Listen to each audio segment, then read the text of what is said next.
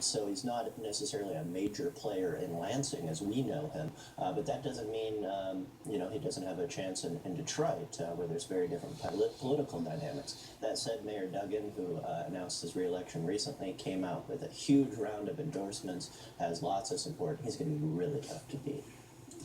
Coleman Young Jr. Has, or the second really is his proper name, has some of his father's gift of gab. He really does. He is a great soundbite. Yeah, he is. If you're doing TV news and you need a bite, you know where to go. Absolutely. And remember this, Coleman Young Sr., the father, was the Democratic floor leader in the minority for almost his entire Senate career, just like this senator is in the minority, although this one is really buried in the minority.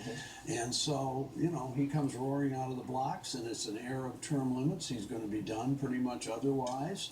Why not? Give him a shot. And fascinating twist on this story. It's his daddy that cleared the way for him to run for mayor. Right. If we go back in ancient history, Coleman Young wanted to run for mayor of Detroit, couldn't. State law said you can't do it. Right. You're a sitting senator, sit down, shut up, then you can't run. Right. He gets into the courts said, man, we don't think that's legal. He runs for mayor, gets elected. Now comes his son benefiting from his daddy's work in the vineyard in order to run for mayor. Right. Exactly. Isn't that a great story? It is a great story. Does he win? No.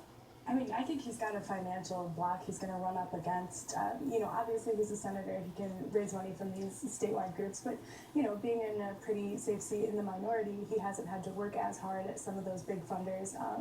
Duggan's really got a lot of people who are behind him and a lot of people who have a lot of money who are behind him. All right, let's call him the chair of House Tax Policy, see what his take is on this income tax thing.